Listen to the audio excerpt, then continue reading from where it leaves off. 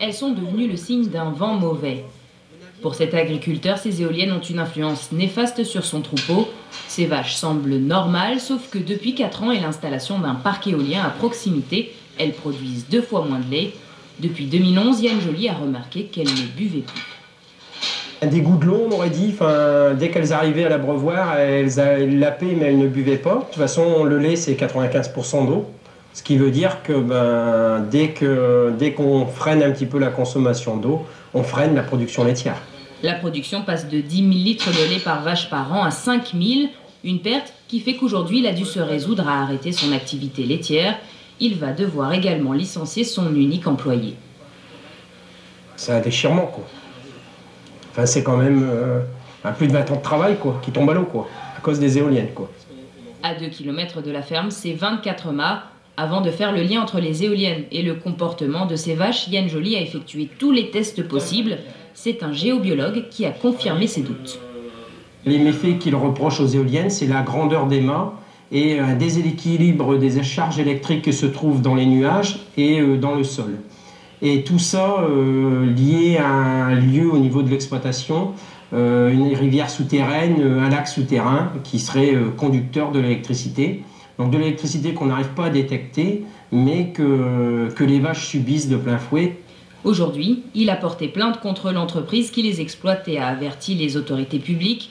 Il demande plus de 350 000 € de dédommagement, lui qui a pourtant signé pour l'installation des mâts sur une de ses parcelles. Je ne signerai plus parce que en plus on est en face de gens peu honnêtes et qui n'ont aucun scrupule pour faire de l'argent. Nous avons tenté de joindre l'entreprise, en vain pour le moment. Yann Joly, lui, se battra jusqu'au bout.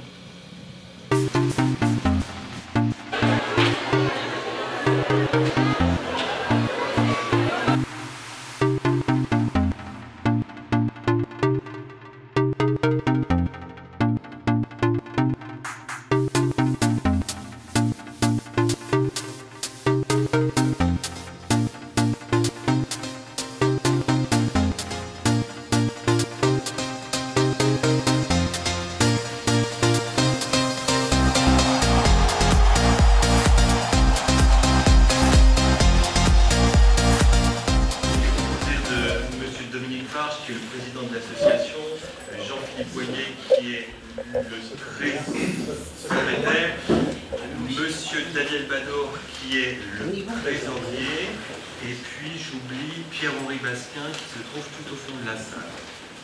Bien, cette association a été, si vous voulez, s'est montée parce qu'un projet éolien avait été dans les tuyaux sur la commune de Cespoir-en-Montois. J'habite en emploi comme mes camarades. Et bien sûr, la philosophie de l'association, c'est préserver notre patrimoine, le patrimoine immobilier. Pour ce qui me concerne, mon seul patrimoine, c'est mon patrimoine immobilier, et on s'aperçoit bien que l'installation d'un parc industriel éolien fait baisser le patrimoine immobilier, de préservation du patrimoine. Parce que nous sommes dans une région privilégiée au niveau du patrimoine paysager. Le Montois et la Bassée sont des régions tout à fait merveilleuses. D'autres nuisances, bien évidemment. Certains pays ont stoppé les éoliennes, l'Angleterre, l'Allemagne. Bien, mesdames, messieurs, d'abord bonsoir. Et je voudrais remercier publiquement devant vous tous, monsieur le maire, monsieur Bélessor, de nous avoir si gentiment prêté sa salle de manière à ce que nous puissions faire cette réunion.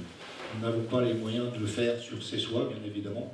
Et je remercierai également tous les élus qui sont présents, y compris les élus de Cessois, à qui nous donnerons la parole tout à l'heure.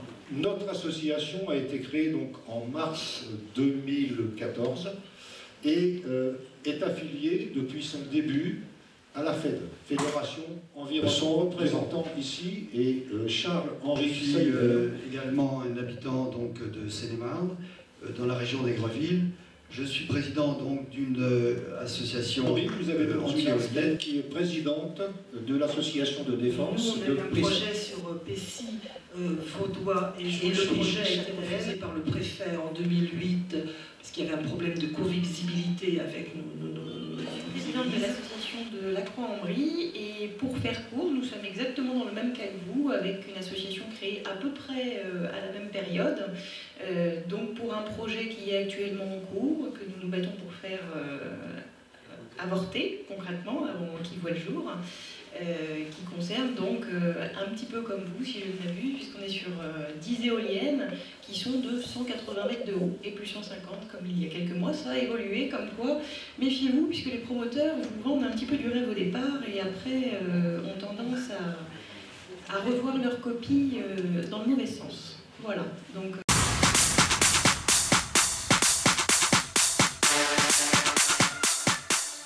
Vous avez en fait les 3 sites potentiels dont il est question ce soir.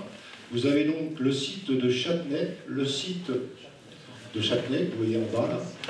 Vous avez les ronds, hein, je vous expliquerai après. Au-dessus, vous avez le cercle autour de Cessois.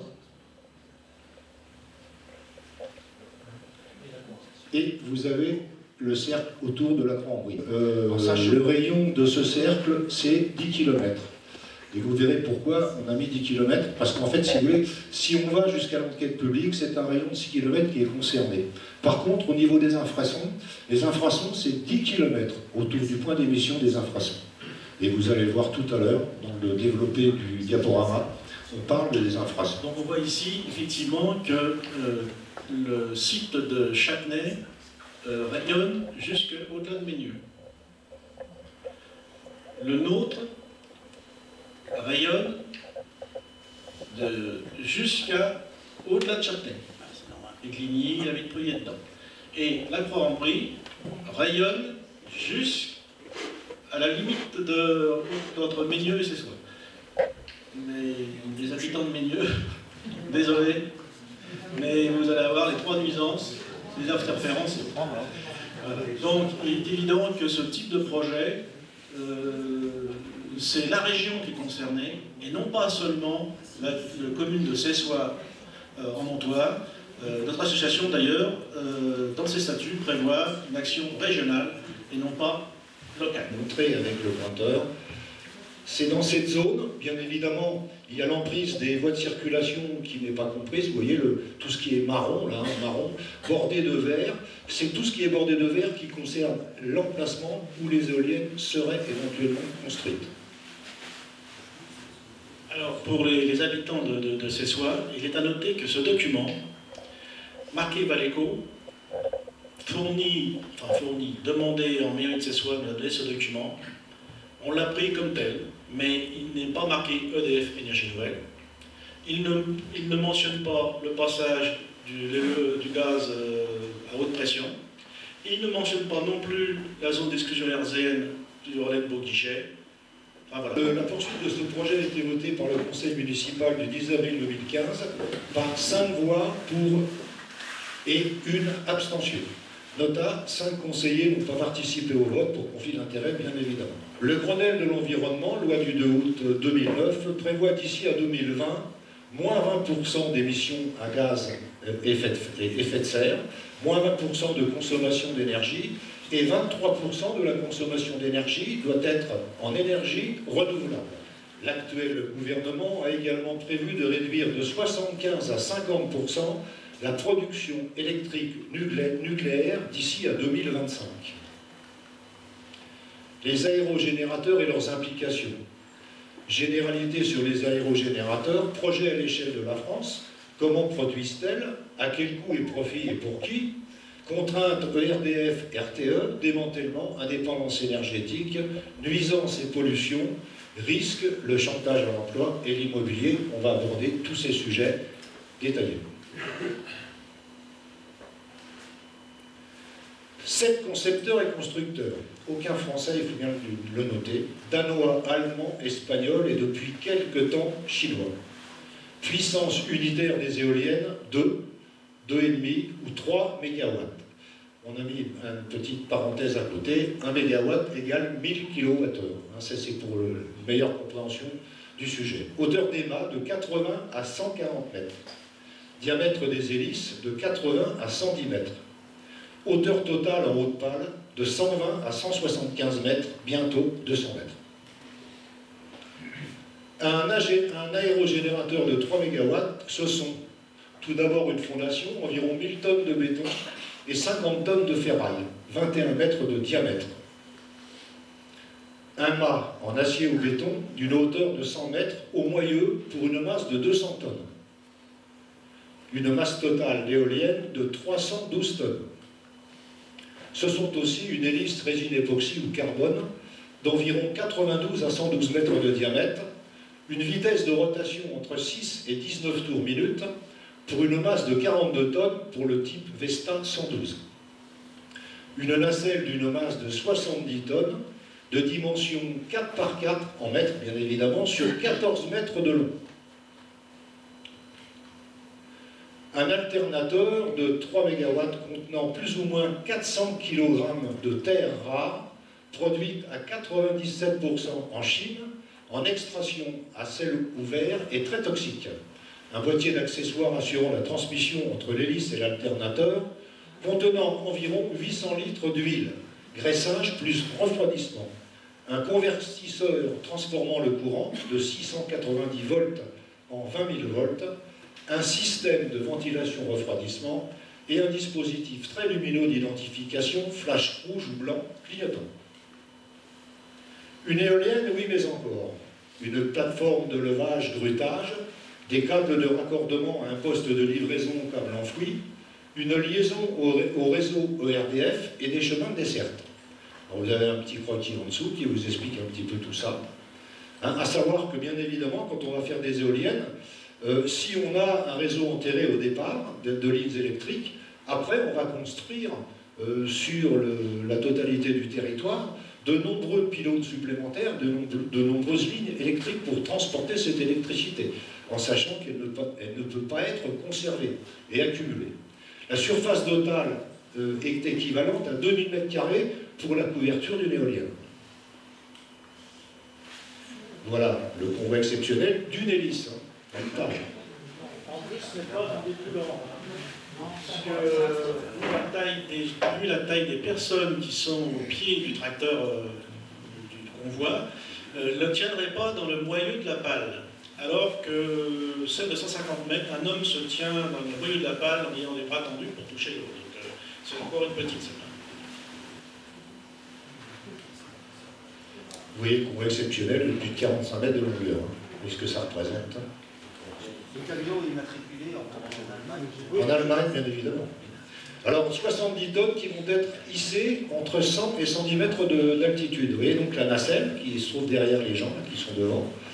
Ça va être hissé à 100-110 mètres de hauteur. Et vous avez les pales qui vont venir s'emboîter dans les logements que vous voyez sur la gauche de l'île. Donc les projets à l'échelle de la France. Le Grenelle de l'environnement prévoit une puissance installée d'éoliennes de 25 000 MW d'ici à 2020. Actuellement, celle-ci est de 9500 MW. Ça correspond grosso modo à 5500 éoliennes en France, au jour d'aujourd'hui. Il faudra donc près de 3 fois plus d'éoliennes qu'aujourd'hui. Pour une puissance de 2 MW par éolienne, il resterait près de 8000 éoliennes à installer. Pour une centrale nucléaire d'une puissance de 1100 MW, il faudrait 550 éoliennes débitant 100% de leur puissance maximale en permanence. Et ça, malheureusement, c'est impossible. Or, sachant qu'une éolienne ne fonctionne que 25% du temps au maximum, il faudrait 2200 éoliennes de 2 MW produisant en même temps par centrale supprimée. Il existe actuellement près de 750 parcs éoliens en France, appartenant presque autant de sociétés d'exploitation. Ces sociétés, souvent filiales de grands groupes, sont dotées parfois d'un capital réduit. La faiblesse du capital peut permettre à ces sociétés de disparaître sans risque, quid alors du démantèlement. Alors là, vous avez une carte qui représente les gisements de vent sur le territoire national. Vous pouvez vous rendre compte très facilement que quand on décroît dans les couleurs, en l'occurrence, vous avez au nord-ouest de la France, sur la Normandie, la Bretagne, une couleur très foncée. C'est là où il y a le plus de vent. En dessous, vous avez des vents qui sont relativement moyens. Pour arriver dans notre région à nous, qui est cerclée de rouge, vous vous apercevez sur le petit tableau que c'est vraiment pas la panacée au niveau de planter des éoliennes chez nous. Là, on se pose doublement la question. Hein, c'est vraiment pas un territoire favorable à ce genre de choses. L'hiver par temps froid et anticyclonique, il n'y a pas de vent. Donc comment on fait pour chauffer nos maisons? Et l'été par temps chaud et anticyclonique, pas de vent. Comment on fait fonctionner nos climats? Faiblesse et instabilité de la production. Cette production est totalement instable. Les rendements électriques appelés facteurs de charge, puissance délivrée par rapport à la puissance installée, sont faibles. Ça, ce sont des sources EDF. Enfin, les facteurs de charge, bon là il y a un petit tableau, je vous le passe. La production moyenne annuelle est inférieure au quart de la puissance installée. C'est quand même considérable. Là, vous avez justement un petit tableau, je ne vais pas le commenter, je vais simplement vous lire ce qu'il y a en dessous, pour démontrer l'instabilité de la production. Vous voyez qu'en quelques heures, la production passe de 5763 MW, c'est-à-dire 75% de la puissance installée, à 898 MW, soit 11% de la puissance installée. Le 2 octobre, c'est un exemple, 2014, l'ensemble du parc éolien français, près de 9000 MW raccordés, produisait à peine 250 MWh. Alors en principe, bien sûr, la production doit être égale à la consommation. Le problème, il est là. C'est que quand on produit, on doit consommer la même chose. Il ne peut pas y avoir de déséquilibre. Automatiquement, qu'est-ce qu'on va pouvoir faire? Comment RTE peut-il équilibrer cette situation? Il y a pas de 36 possibilités. Cette adaptation est difficile à partir des centrales nucléaires. L'hydroélectrique peut être réduit, peut augmenter. Il ne reste qu'une régulation possible.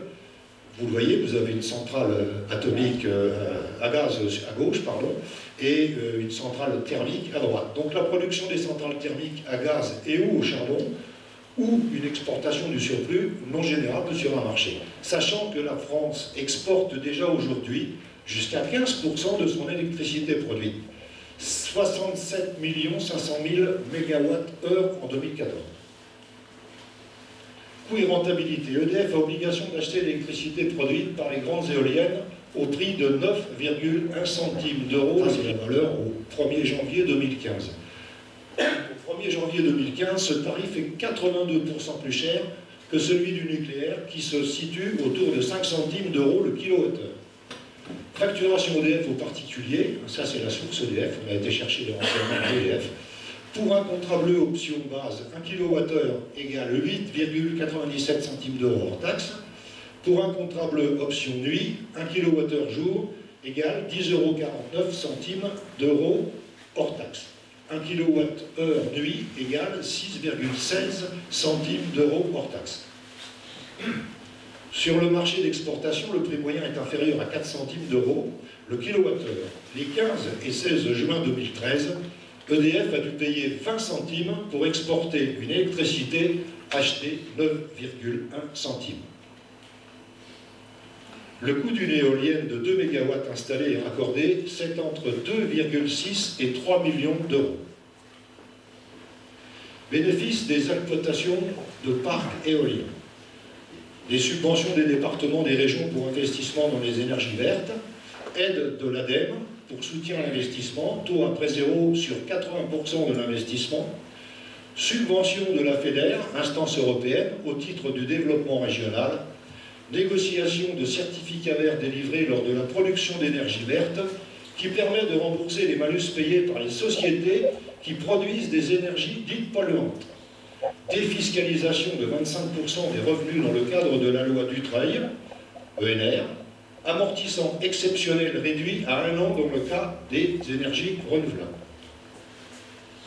Bénéfice des propriétaires des terres et terrains d'implantation. La plupart des contrats éoliens proposent la somme de 2 500 € annuels par mégawatt et par éolienne, soit 7 500 € par éolienne de 3 MW matériel prévu à ses soins. Les propriétaires touchent donc plus que la commune qui toucherait environ 6 000 €. D'ici à 4-5 ans, la totalité des subventions de l'éolien reviendra, et ça c'est certain, aux communautés de communes. Quel est donc l'intérêt, c'est la question que nous nous posons, pour les communes et leurs habitants à voir s'implanter un parc éolien, sinon celui d'enrichir quelques privilégiés. Bien annuel, commune, communauté de communes, département. Vous avez un tableau, bon je ne vais pas tout vous citer, mais bon, vous avez l'IFER. L'IFER, c'est l'imposition forfaitaire sur les entreprises réseau. La CFE, c'est la cotisation foncière des entreprises. La CVAE, c'est la cotisation sur la valeur ajoutée des entreprises. Vous voyez les parts un petit peu, ça c'est pour 1 mégawatt installé. Hein?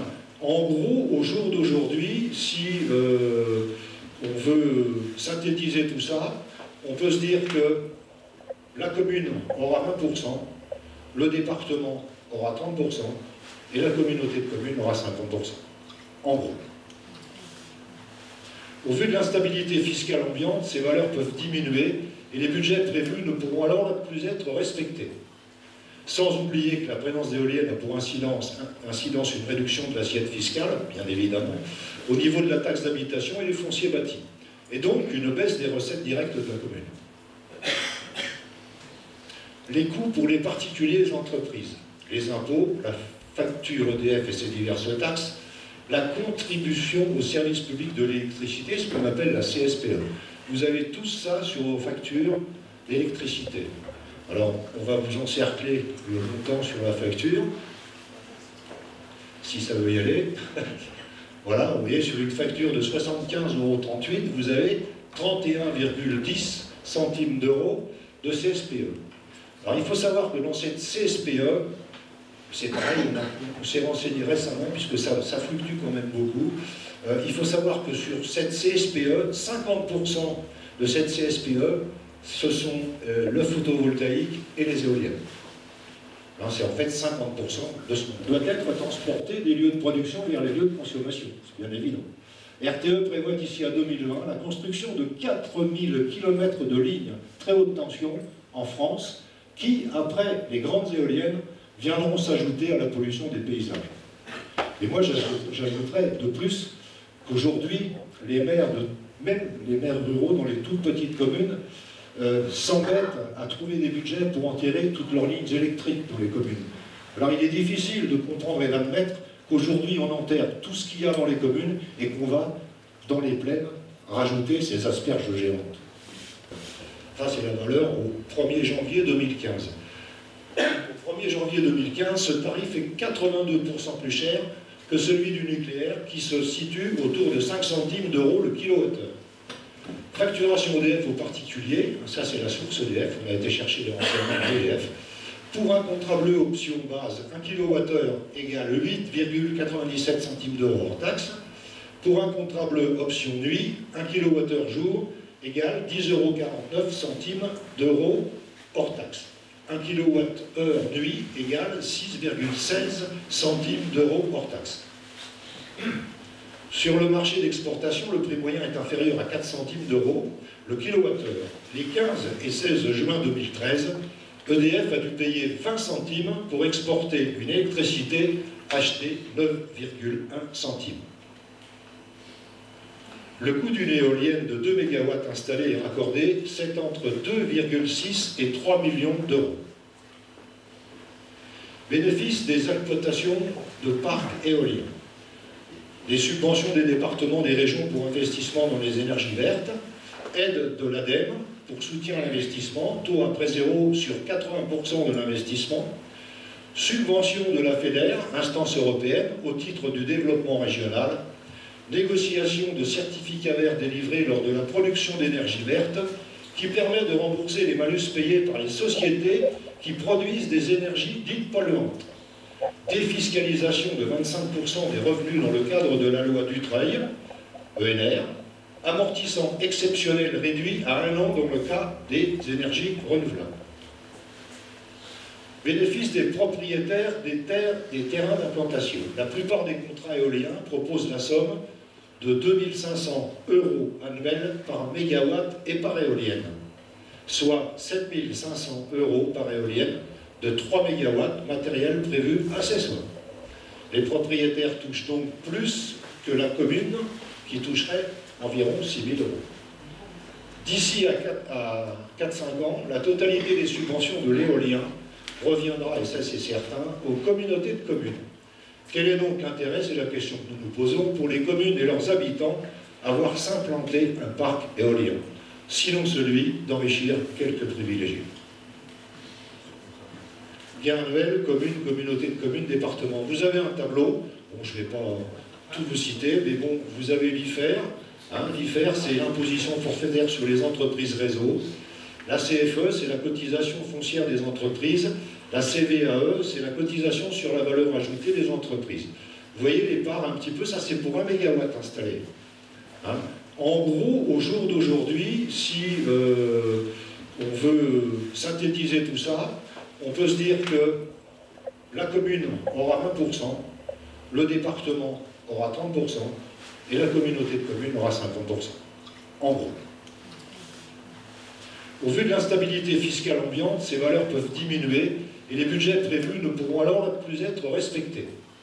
Sans oublier que la présence d'éoliennes a pour incidence une réduction de l'assiette fiscale, bien évidemment, au niveau de la taxe d'habitation et des fonciers bâtis, et donc une baisse des recettes directes de la commune.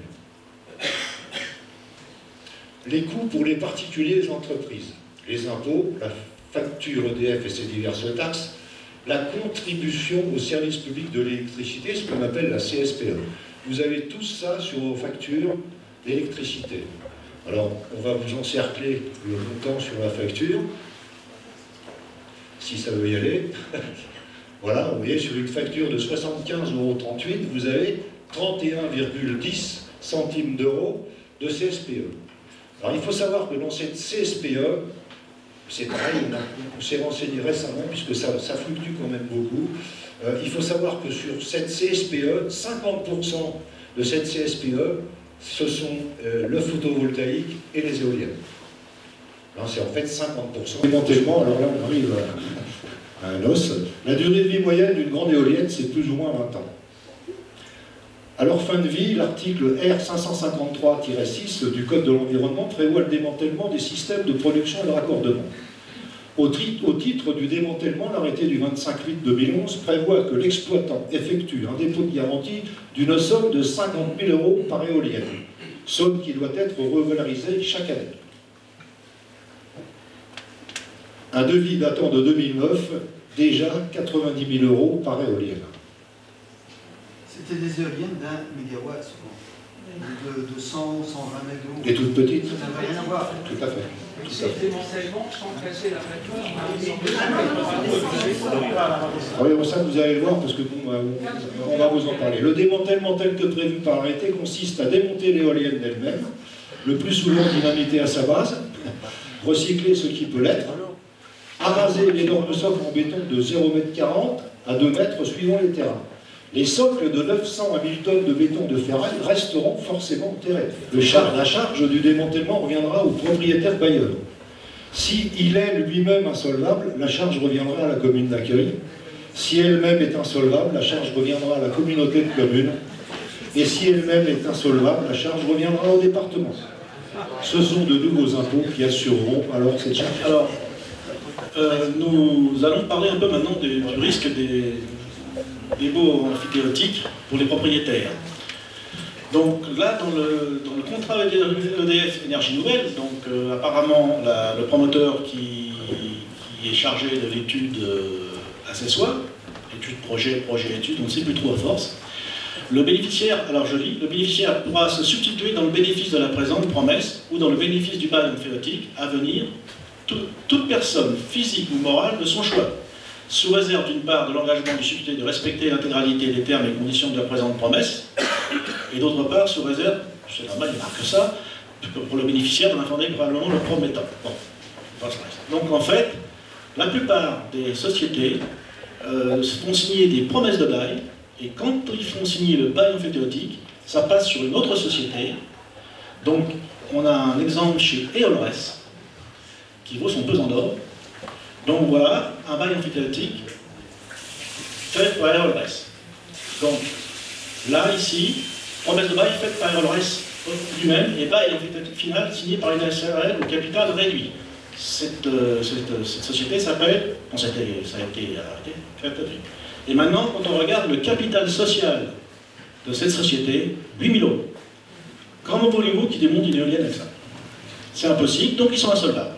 C'est mathématique, bien prévu. Bon, voilà. Et c'est la réalité, ça. La société par action simplifiée à associé unique qui a été créée pour ce parc éolien a un capital de 5 000 €. pouvez-vous nous dire pourquoi vous passez par cette société par action simplifiée à associé unique et pourquoi elle n'a que 5 000 € de capital? Alors ces sociétés sont des sociétés, il y a des sociétés qui sont créées pour tous les projets éoliens à partir du moment où on va déposer des autorisations. Donc là il y aura une centrale éolienne aussi qui sera créée, qui sera une filiale à 100% de Neoen. Et dans les textes réglementaires et juridiques, il est clairement écrit que toute la responsabilité d'une entreprise est de la responsabilité de sa société mère qui sera Neoen et qui détient à 100% la centrale éolienne. Donc on crée cette société parce que c'est plus simple. Je m'appelle David Despots, je suis avocat. Je m'appelle David Despots, je suis avocat. Nous suivons effectivement ce genre de projet et de manière plus générale les projets publics. Et je peux effectivement vous confirmer que malheureusement, la plupart du temps, quand on crée une société, ce qu'on appelle une société écran, effectivement, c'est pour essayer d'échapper aux conséquences d'un projet pour qu'elle ne remonte pas à la société mère. Alors après, vous pouvez avoir évidemment...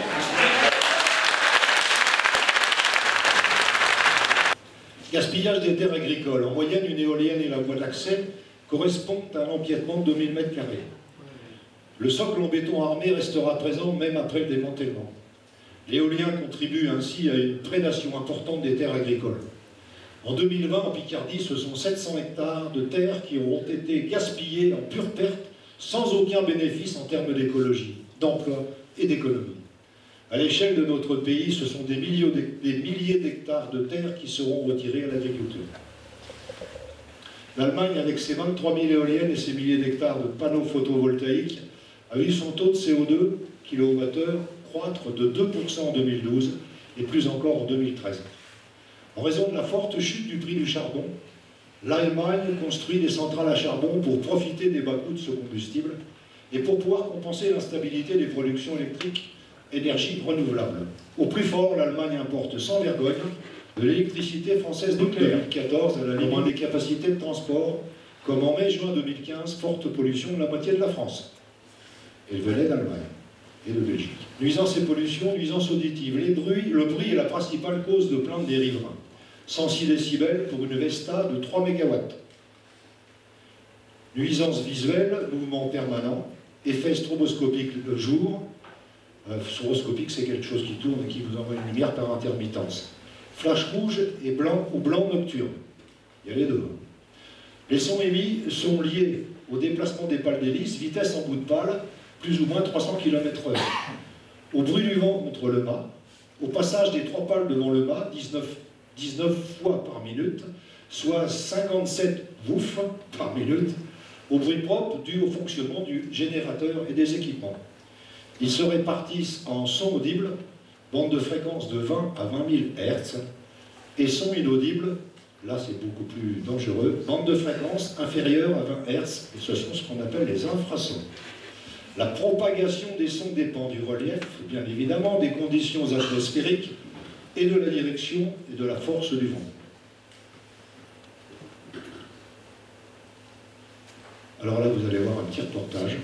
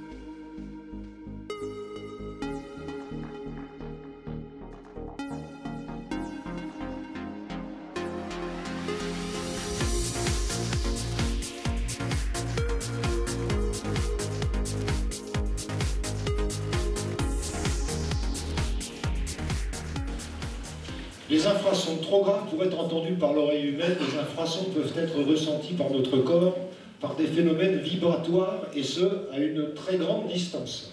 Ils peuvent, suivant leur puissance, traverser certains obstacles. Vous avez les sons audibles et les infrasons. Comme vous pouvez le constater, si un double vitrage peut arrêter les sons audibles, il n'arrêtera en aucun cas les infrasons. Alors vous avez un petit tableau en dessous, hein, vous voyez, il faut savoir que vous avez justement un éléphant hein, sur le schéma. Les éléphants communiquent par infrason jusqu'à 10 km de distance. Alors quand on nous dit que les infrasons ne sont pas dangereux, je voudrais quand même vous citer cette image qu'on a trouvée, et malheureusement ça existe, c'est une arme militaire. C'est une arme militaire qui génère des infrasons. Et ça, je ne savais même pas que ça existait. Ça existait dans les cellules, je crois. Oui, tout à fait. Vous voyez, donc, c'est pas nocif.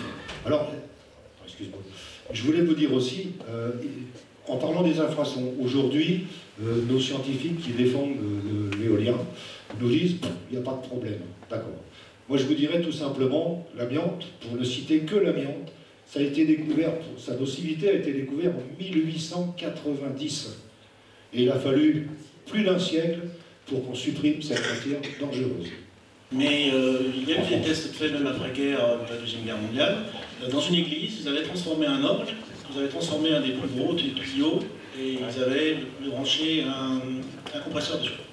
Ils ont mis en route, ils n'ont rien entendu. C'était 6 personnes. Il y a 5 personnes qui sont tombées dans le coma, et la 6e, un peu plus résistante que les autres, a réussi à arracher le fil pour éviter que tout le monde en meure. Néanmoins, tous les vitraux sont descendus et certains piliers avaient bougé. Voilà. Les infrasons, c'est ça, et je crois que personne ne s'en rend. Je ne m'entends pas. C'est ce que disent les éoliens, hein. Les promoteurs disent « Oh, mais c'est des sons inaudibles. » Voilà. Oui, parce qu'on ne les entend pas, donc ils ne sont pas dangereux. Donc les risques liés pour la santé des riverains, liés au bruit audible et infrason, et aux effets stroboscopiques.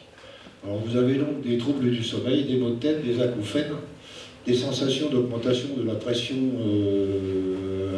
à l'extérieur de l'oreille, à l'intérieur de l'oreille, des vertiges au sens médical, des nausées, enfin il y a tout le tableau. La tachycardie, hein, c'est l'accélération du rythme cardiaque, l'irritabilité, problème de concentration et de mémoire, et passage d'angoisse. Ça a été consulté par ce fameux médecin qui s'appelle Nina Pierton. Il est à noter que l'isolation phonique d'une maison, comme je vous l'ai dit tout à l'heure, même de grande qualité, n'arrête en rien les infrasons. L'Académie de médecine recommande dès le 14 mars 2006 d'installer les éoliennes de plus de 2,5 MW à une distance d'au moins 1500 mètres des habitations. L'OMS, quant à elle, préconise 3000 mètres. Et nous en sommes à 500 mètres par la législation française. Les médecins allemands citent arrêter totalement l'éolien. L'Assemblée des médecins allemands réunis en congrès à Francfort du 12 mai au 15 mai 2015 vient de lancer une alerte concernant l'impact néfaste sur la santé de l'implantation d'éoliennes à proximité des habitations. Elle attire l'attention sur les risques liés aux basses fréquences et infrasons et mentionne leurs effets potentiels, même en l'absence de toute rotation des pales, sous la seule action des vibrations solidiennes générées par le mât. La motion considère que ces effets peuvent se propager jusqu'à 10 km. Ajoutons qu'une étude de Düsseldorf avait déjà insisté sur l'importance de ce phénomène en imputant même à ces vibrations du mât l'apparition de fissures dans une maison riveraine. C'est pourquoi l'Assemblée de médecins allemands vient de demander l'arrêt de tout développement éolien. Nuisances et pollutions, autres nuisances, les vibrations transmises par le sol et les interférences électromagnétiques liées aux générateurs, la perturbation des émissions radio et télévision, la perturbation des radars aéronautiques et des circuits aériens, la faune, la modification profonde des paysages, la co-visibilité avec les monuments historiques, et ça, Dieu sait si on en a dans le coin, la modification des paysages. Vous voyez ce que ça peut donner, hein, ce sont des montages, bien évidemment. Les endroits précis des éoliennes, on ne peut pas, malheureusement, on ne le sait pas. Mais ça donnerait, ça c'est à peu près à l'échelle.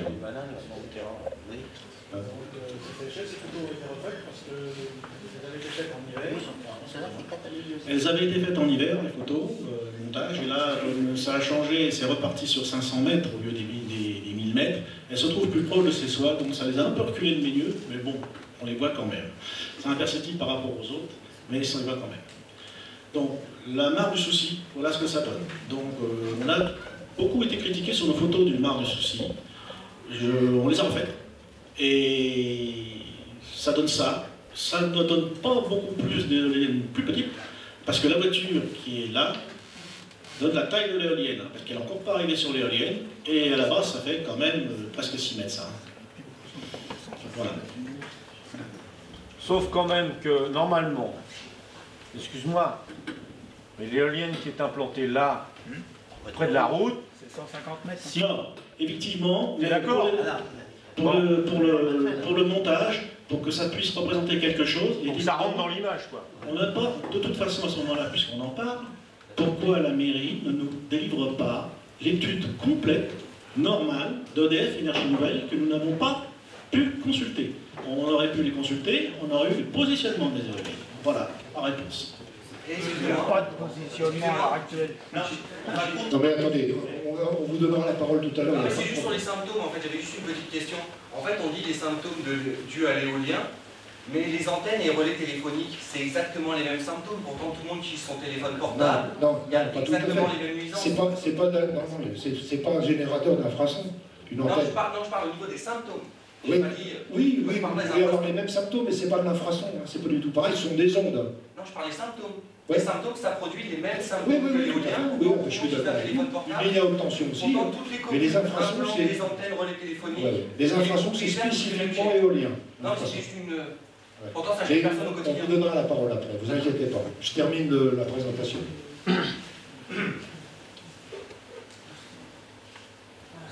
Ça, c'est le relais de Beauguichet, pour tous ceux qui me connaissent.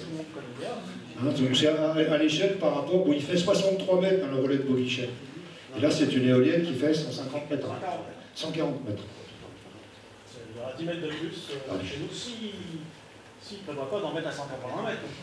Ouais. Il y en a à 200 mètres à la frontière belge et française.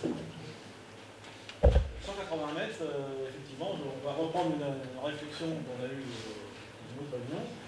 La tour Montparnasse, c'est 2 cm. Hein. Il faut pouvoir comparer les choses, parce que quand on voit les champs, ils sont vides. Mais une fois qu'on a les engins dedans, c'est énorme. C'est le 2e étage de la tour Eiffel. Hein. Énorme. La faune et la bifaune. Les animaux sont sensibles aux vibrations du sol, à certains sons que nous n'entendons pas, aux variations de l'intensité des bruits. Le gibier, forcément, il va partir. Exode des lieux d'implantation des éoliennes. Territoire de chasse réduit massivement. Perte directe d'actionnaires pour les sociétés de chasse, évidemment. Les oiseaux migrateurs doivent essayer d'éviter les parcs éoliens. Fatigues inutiles, collisions, surtout le soir. Les rapaces et chauves-souris sont attirés par les flashs puissants. Les variations de pression dues au passage des pales de l'hélice devant le mât sont la cause principale de la mort des chauves-souris vivant dans les parages. Risques liés aux éventuels problèmes techniques des éoliennes et aux collisions. Là, vous avez un incendie, un bel incendie. C'est en Allemagne, hein, vous voyez, les pompiers sont des pompiers allemands. Projection de fumée toxique, huile, néodyme très toxique, ça ce sont les terres rares qui font partie de l'ensemble de la nacelle. Pas de sécurité incendie efficace, ben non, il n'y a rien. Hein. Et puis, vous pouvez avoir bien évidemment des fuites d'huile. Hein. Vous avez 800 litres d'huile dans une éolienne, il peut y avoir des fuites. Bon, puis là, après, c'est le Karcher, un nettoyage par eau et détergent, bien évidemment. Responsabilité des maires, périmètre de sécurité autour des éoliennes, risque de chute et projection de glace en hiver. Ah oui, quand on sait que la vitesse en bout de pale avoisine les 350 km/h, bien évidemment, quand vous avez le stalactite accroché sur la pale d'une éolienne, quand ça tourne à 350 km/h, ça va loin. Alors donc, vous voyez des bestiaux là, qui n'ont pas passé l'éolienne. Le chantage à l'emploi, il n'existe aucun constructeur français de grandes éoliennes terrestres. De nombreux opérateurs sont étrangers, pour ainsi dire tous. La construction ainsi que l'entretien sont assurés par le constructeur. La surveillance se fait à distance, dans un centre de contrôle à l'étranger. Alors que reste-t-il? Un peu de BTP ponctuel pour assurer les fondations, comme je vous ai dit tout à l'heure, la pelleteuse, le ferraillage, le bétonnage lors de la construction, des emplois d'entretien basiques qui sont souvent assurés par le propriétaire bailleur, voire l'agriculteur, L'importation massive de matériel étranger égale une déstabilisation de notre balance du commerce extérieur. 13 000 éoliennes avoisinent plus ou moins les 39 milliards d'euros. L'immobilier local perd entre 25 et 35%. Ce sont des valeurs réelles. Qui achèterait un terrain à bâtir ou une habitation prenne un parc éolien? Je vous pose la question. Et pourtant, sans de nouveaux habitants, nos écoles vont fermer, nos commerces vont péricliter, nos villages vont s'appauvrir définitivement. Les villages avoisinants seront touchés également. Tout cela par le vote pour de 5 élus de Cessoir-Montois. Faut arrêter de raconter les conneries là. Oh là là, attends. Attendez. Non mais attends, là c'est important. Oui, mais effectivement, non mais c'est un réduit ça. 5 personnes de Cessoir. Oui, c'est ça, c'est 5 personnes qui ont voté pour. Et ben voilà, non mais attends, tu connais la règle. Moi je suis propriétaire à Cessoir. Oui. Et pour des histoires d'intérêt, je suis obligé de me reculer. Oui, bien sûr. Pourtant, je n'ai pas voté. Faut arrêter un peu. Faut arrêter un peu ça. Arrêtez ça. On nous accuse. On nous accuse. Mais arrêtez, vous aurez la parole après. Non, mais j'insiste. J'insiste et je le dis. Vous allez la fermer, oui. Oh non, mais d'où tu viens, toi? Ne vous inquiétez pas. Conflit et prise illégale d'intérêt. Voilà, une petite édition. Les élus ne brassent parfois pas que du vent. Bien souvent, dans les villages, les engins sont installés sur le terrain même des édiles ou de leur loyer qui va avec. Problème, cette pratique tombe sous le coup de la loi et la justice commence à s'intéresser à ces dossiers. C'est l'œil du 20h avec Sébastien Lafargue et Mathias Soul. Quand il s'est installé dans ce coin tranquille de Normandie, Jean-Philippe Duclos ne s'attendait pas à un tel voisinage. Depuis avril-mai, cette année, voilà ce qu'on a derrière chez moi, 275 mètres. Une vue imprenable. Vue imprenable sur 10 éoliennes qui feraient selon lui le bruit d'une autoroute quand elles tournent à plein régime.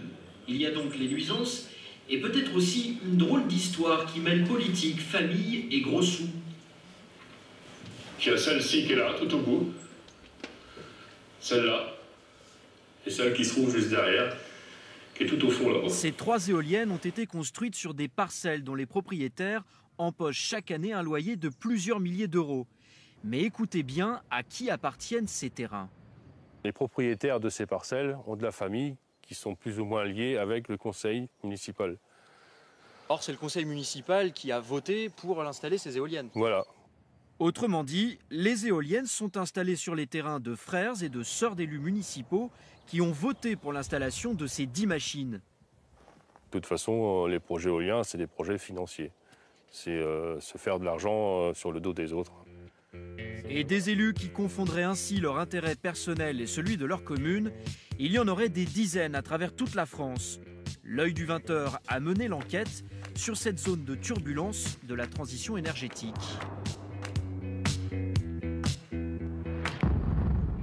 Tout commence avec la parution de ce rapport en juillet dernier. Il émane du service central de prévention de la corruption et pour ces magistrats, c'est clair, les élus qui autorisent des parcs éoliens sur leur terrain tombent sous le coup de la loi. Le développement de l'activité éolienne semble s'accompagner de nombreux cas de prise illégale d'intérêt impliquant des élus locaux. La prise illégale d'intérêt, un délit passible de 5 ans de prison et de 500 000 € d'amende. Alors comment des dizaines d'élus locaux peuvent-ils se mettre hors la loi ? À Millières, 751 habitants, les éoliennes de la Discorde ne sont pas encore construites, mais dans ce village du Cotentin, elles font déjà beaucoup jaser. Sur le territoire de la commune et de 2 villages voisins, il y aura bientôt 5 éoliennes de 170 mètres de haut. 3 d'entre elles doivent être construites sur des terrains qui appartiennent à des élus. Tous ont voté pour la création de ce parc éolien. Ils devraient percevoir chacun un loyer minimum annuel de 2 500 € pendant 20 ans, soit 50 000 € au bas mot. Pascal Barbet est l'un d'entre eux. Conseiller municipal, c'est aussi l'heureux propriétaire d'un terrain choisi pour accueillir une éolienne. Une simple coïncidence selon lui. Vous ne pouvez pas tomber des nues et tout d'un coup découvrir que c'est votre parcelle qui est choisie. Vous vous êtes quand même prononcé. Ça a été présenté en conseil municipal, le projet a été présenté, c'est là que j'ai appris que que la deuxième éolienne était implantée sur ma parcelle. Et vous avez donc voté? On n'a pas forcément voté, ça a été... Non, franchement... Enfin, il y a des délibérations du conseil municipal que j'ai vues. Les consulter, voilà. Oui, j'ai vu que vous étiez votant. Donc vous avez bien voté en sachant que l'éolienne allait être implantée sur votre terrain et qu'elle allait vous bénéficier en termes de revenus. Bah oui. Nous avons rencontré ensuite Jean-François Maudelonde. Cet éleveur, conseiller municipal, encaissera lui aussi les loyers d'une éolienne dont il a voté l'installation. Je pense que ça aidera bien à améliorer le revenu de la ferme, quoi, qui laisse à désirer quand même à cause de la conjoncture laitière, ça c'est clair.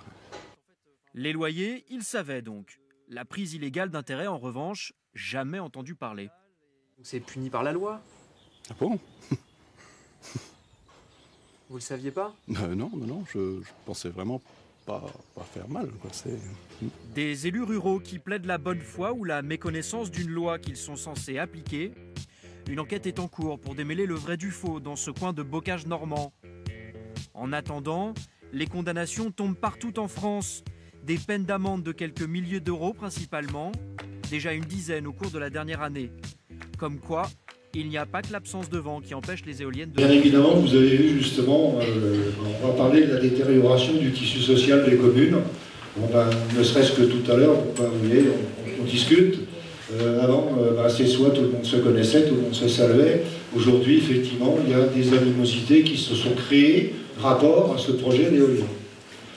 Reportage de la réunion du 9 septembre 2015, vous allez avoir un exemple flagrant de ce qui se passe dans une commune où on veut implanter des éoliennes. Alors cette réunion a été à l'initiative du promoteur éolien Neoen. Vous allez voir ce que ça donne. Voilà, c'est parti.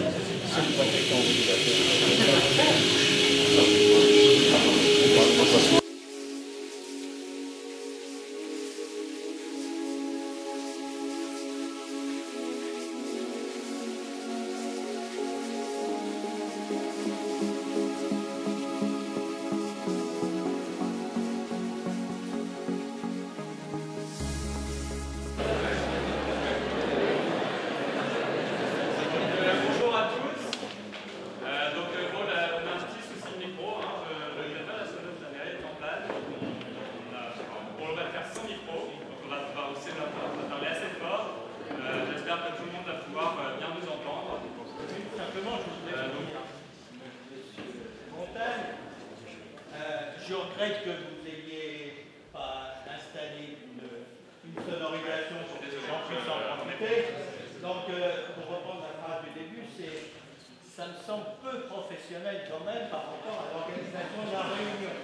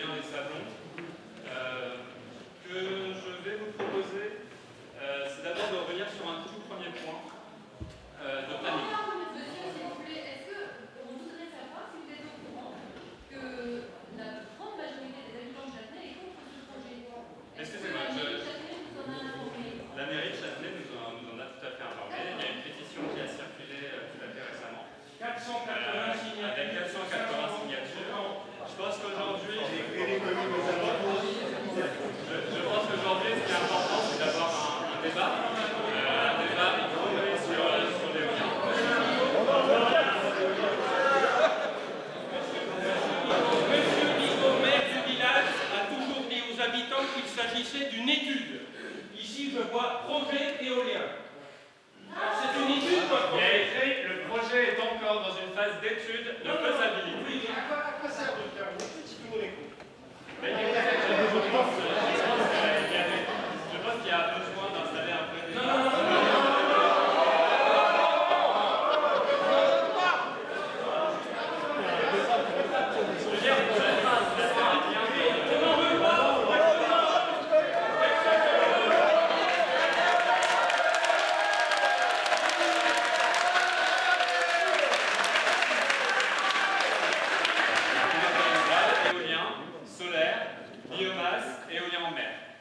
On est une structure d'environ 100 collaborateurs qui a donc 3 actionnaires, la société Impala, la société le fonds d'investissement Onless Capital et la BPI, donc la BPI qui a rejoint notre actionnariat en fin d'année dernière.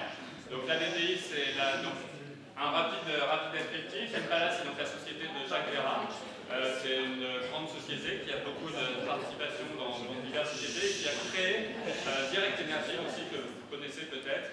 C'est vrai que Neoen a été créé comme une société sœur de Direct Energy. Onless Capital est un fonds d'investissement, anciennement Crédit Agricole.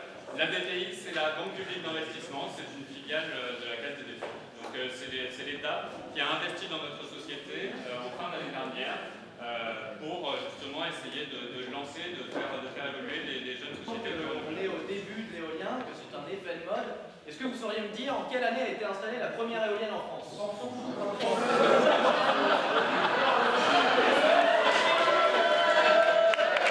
À mon tour de vous poser une question. Savez-vous quand la première barre HLM a été construite? Non, voilà. Eh bien, vous voyez, il n'y a pas que les Chalmésiens qui sont idiots. On n'est pas que des bouseux. Voilà.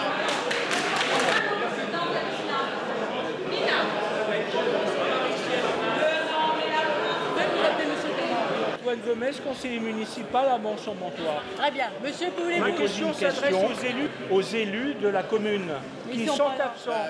Alors les absents ont toujours tort. Je voulais savoir quelle était la motivation de l'installation d'éoliennes dans cette commune. Comment une quinzaine de personnes vont troubler la vie de près de 8 à 10 000 habitants? Qui sont-ils pour avoir un tel décision? C'est pourquoi les élus de Châtenay-sur-Seine ne sont pas là. Ah bah ils sont alors, décisionnaires. Là, il y en a 3. Ils sont venus ce soir en tant qu'habitants de Châtenay-sur-Seine, je crois, pas en tant qu'élus, parce qu'ils voulaient laisser la parole. Je viens en tant qu'élu. Excusez-moi, c'est vrai. Je suis habitant et élu et je ne peux pas me couper en deux. C'est pas possible.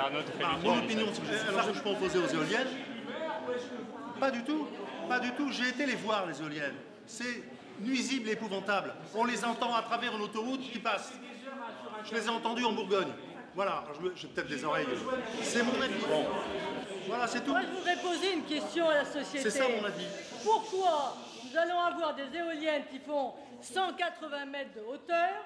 Ça n'existe pas en France. Pourquoi 180 mètres dans une région aussi belle, dans une vallée où il n'y a pas de vent? Excusez-moi. 180 mètres, attendez, la tour Montparnasse fait 210 mètres. Vous voyez que c'est pas très loin de la tour Montparnasse. La centrale de si vous permettez. Si vous permettez, au niveau du conseil municipal, il est évident que le conseil municipal va s'opposer. D'accord? À ce projet. Attendez. Non. Ceci étant, ça ne suffira pas.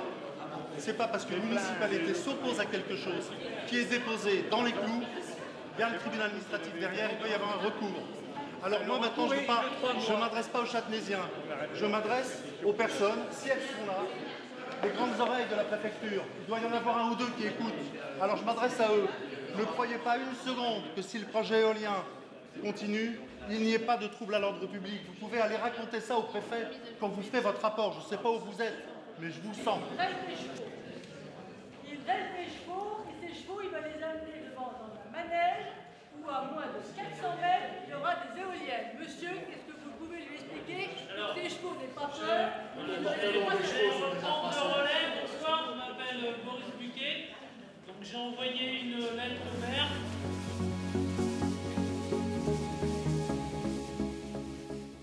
Envisagiez, un projet éolien sur votre commune.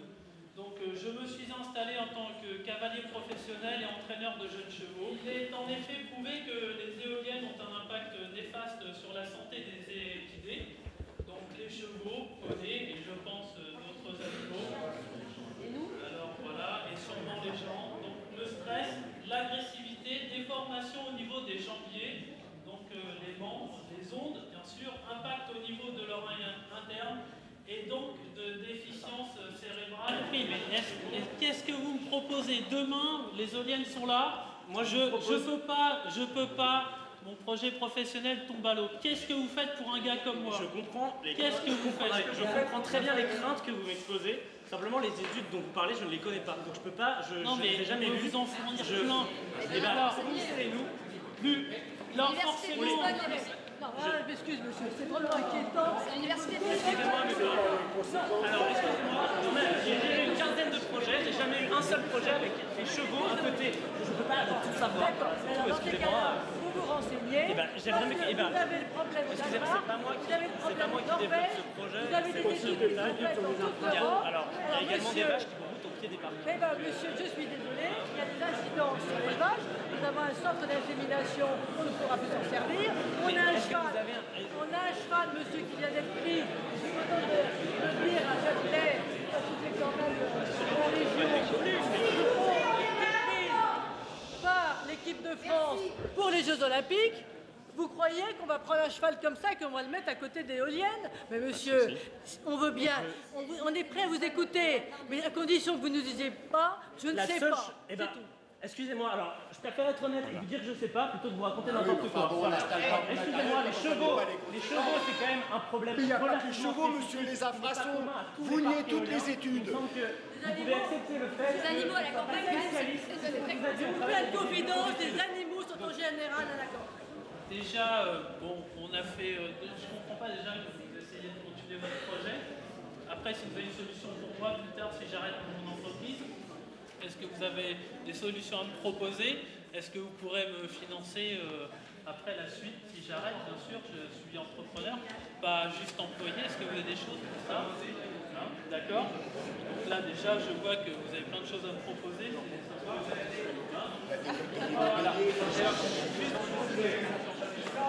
me présente 2 minutes. Je suis le président de la communauté de communes. Je ne suis pas qui regroupe l'ensemble des communes. Simplement, je voudrais vous dire, monsieur Montagne, je regrette que vous n'ayez pas installé une sonorisation sur des gens qui sont en profiter.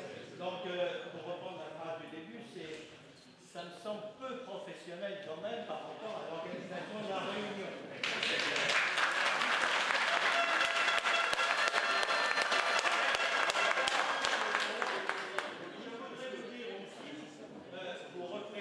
Parce qu'il faut nous passer de la concertation, on ne sait pas où on en est, on ne sait pas si de projet à peu importe, j'ai envie de dire ce soir, à partir du moment où nous n'avons pas de micro, chacun parle dans son coin, la réunion est quasiment terminée. Moi j'ai envie de dire qu'il arrive un moment, je ne suis pas forcément habilité pour le faire, mais il arrive un moment où il faut se dire les choses.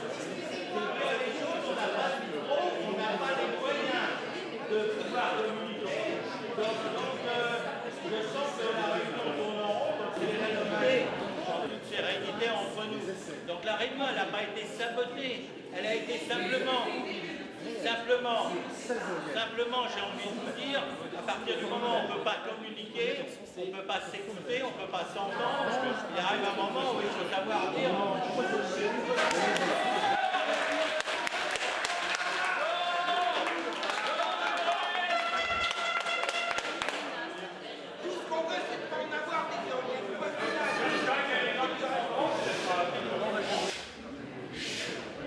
J'ai l'habitude de dormir les fenêtres ouvertes. Lorsque les vents sont portants, je suis obligé de fermer mes éoliennes à 1000 mètres du moi. Et il y en a que 4.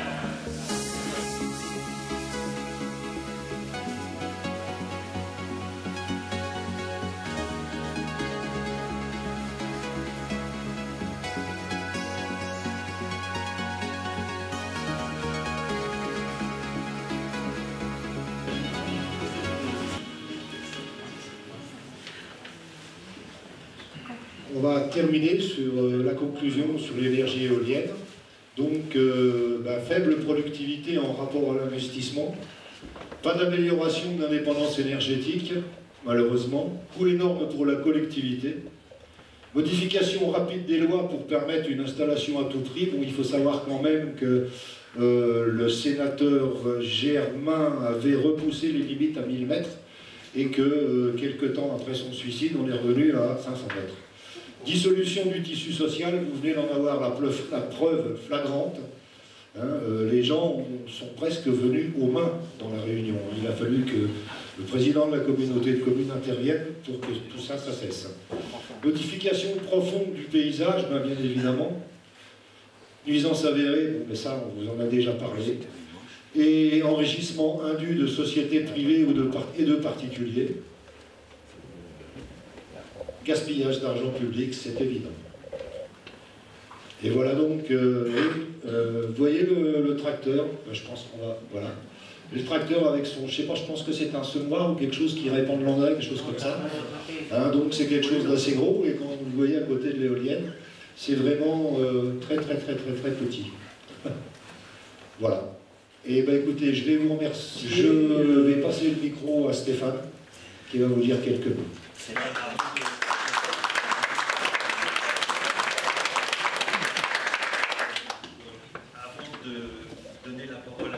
Lavenka et à passer aux questions diverses, je voulais remercier particulièrement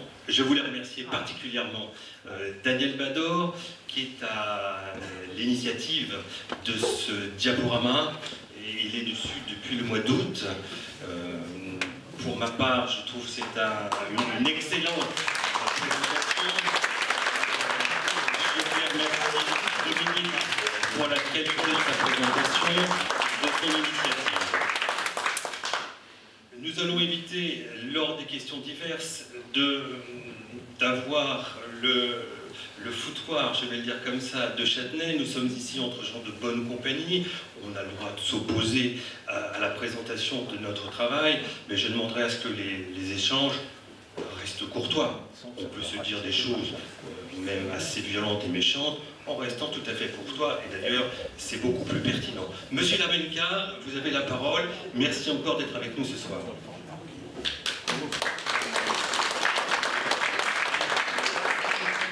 Merci, bonsoir à tous. Je pense que ça se passera bien, parce que contrairement à la réunion de Châtenay, ici il y a un professionnel, une bonne sono, donc ça devrait bien se passer. Je souhaitais m'associer aux félicitations que vous venez d'émettre à l'égard de M. Bador pour lui dire que vraiment c'est remarquable. La présentation était très didactique, très pédagogique, tout à fait remarquable. Je pense qu'elle a permis d'embrasser l'ensemble des problématiques, la problématique des élus locaux, puisque ça a été abordé par le truchement d'un reportage de France 2, si je ne me trompe pas. Je me permets cette petite incise, parce que je ne voudrais pas qu'on extrapole et qu'on puisse laisser à penser que tous les élus locaux seraient avides de profit, d'ailleurs y compris ceux qui peuvent être des zélateurs de l'énergie éolienne, hein, ils peuvent le faire parce que ça répond à un certain nombre de convictions, donc je ne pense pas qu'il faille d'une manière générale reprocher aux élus locaux qui soutiendraient l'éolien de le faire d'une manière générale. Il faut surtout savoir qu'il y a un très grand nombre d'élus locaux, c'est le cas sur ce territoire, qui s'opposent de manière très vive à l'éolien, donc je pense que c'est d'abord ça qu'il faut retenir, avant de retenir qu'un certain nombre peut-être, comme dans d'autres secteurs de la société, peuvent avoir des intentions un petit peu moins bienveillantes. Je me tourne vers les présidents d'associations qui sont là pour dire que on est à la fois très confiant dans cette affaire et puis très inquiet. Très confiant parce qu'il y a une sorte de microclimat en Seine-et-Marne. Il n'y a eu à ce stade aucun projet d'éolien qui a abouti. Je pense que contrôle. Malheureusement, il y a effectivement un projet qui date depuis maintenant 2006, pardon. Oui, donc dans le sud, tout à fait dans le sud-ouest du département, vers Château-Landon un peu plus loin, donc vers Sceaux-en-Gâtinais, mais qui se trouve lui dans le Loiret. Il y a 12 éoliennes, 4 donc d'un côté pour la Seine-et-Marne, 2 au milieu pour le Loiret et 2 de l'autre côté donc pour la Seine-et-Marne. Donc il y en a 8 qui sont en train de sortir de terre. Qui sont en train de sortir de terre actuellement. Mais à ce stade, la mobilisation des élus de Seine-et-Marne, des citoyens du nord au sud, j'ai quelques exemples en tête. Hein. Un des premiers projets, c'est sur l'ancienne Vicendre, hein, qui était bien partie et qui heureusement a mal fini.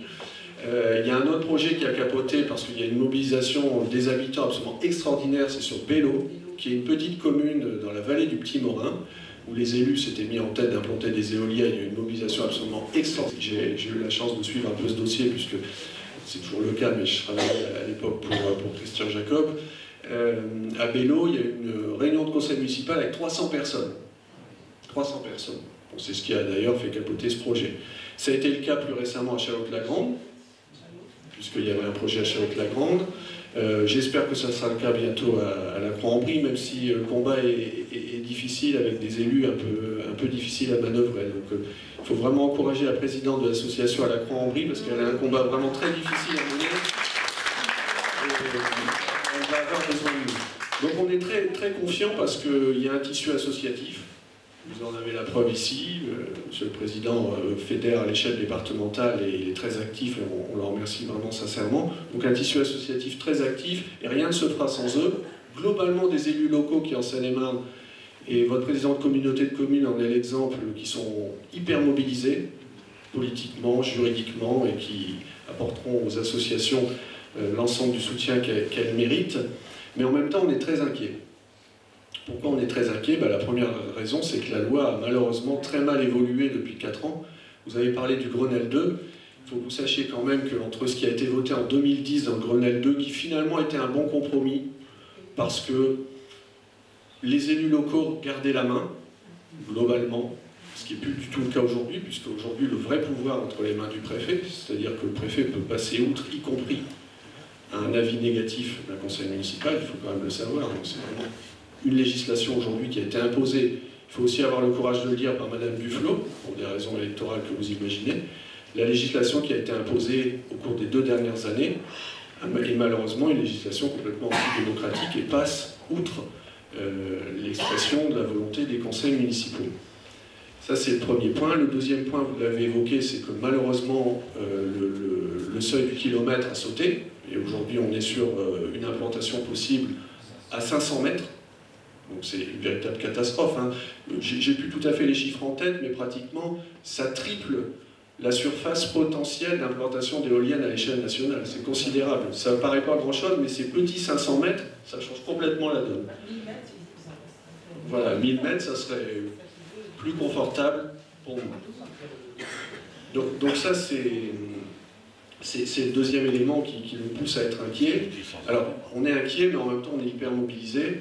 Et il y a des motifs d'espoir, je pense qu'il faut les évoquer. Le premier, vous l'avez évoqué, Monsieur le Président, c'est le schéma régional éolien. Il faut continuer à se battre sur le schéma régional éolien. On a un enjeu pour notre territoire, au-delà de la région Île-de-France, c'est que vous savez qu'aujourd'hui, autour du site de Provins, qui est classé au patrimoine mondial de l'UNESCO, on a une zone d'exclusion éolienne de 10 km. C'est-à-dire qu'à 10 km de la Tour César, pour vous faire les choses courtes, on ne peut pas implanter d'éoliennes. On se bat aujourd'hui, et Christian Jacob est en pointe sur ce dossier, pour porter ce périmètre à 20 km, ce qui réglerait un grand nombre de dossiers dans notre secteur. Alors ça sera un combat difficile, qui je pense est gagnable, mais il faudra se mobiliser pour essayer d'atteindre cette... Chartres, c'est 23. Voilà. Mais comme on n'a plus d'argent pour faire ce genre d'enquête, malheureusement, on n'en fait pas. Vous avez raison, Chartres c'est 23, Versailles c'est 20.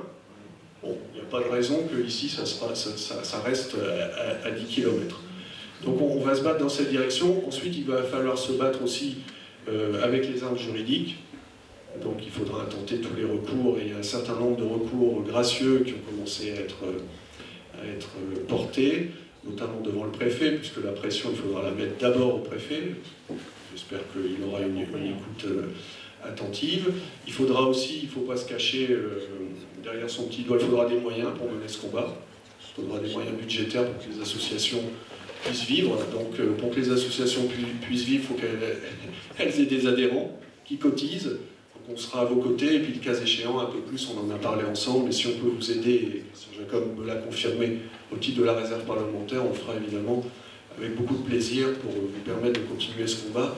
Et en tout cas, sachez qu'à tous les stades de ce combat, il commence, on sera à vos côtés avec Roger autant que vous le souhaitez. Et j'espère, et je rebondis sur ce que vous souhaitiez, on le souhaite tous dans le respect des uns et des autres, pour que la réunion, en tout cas ici ce soir, se passe mieux qu'à Châtenay, mais je ne doute pas qu'elle se passera beaucoup mieux si tout le monde y met un peu du sien en essayant de se respecter. Je voulais juste m'excuser de mon départ qui sera un peu précipité parce que je m'étais engagé à Rampillon juste après. Je suis resté avec vous autant que j'ai pu, donc vous m'excuserez. Au moment où je partirai, j'essaierai de partir en faisant le moins de bruit possible. Merci.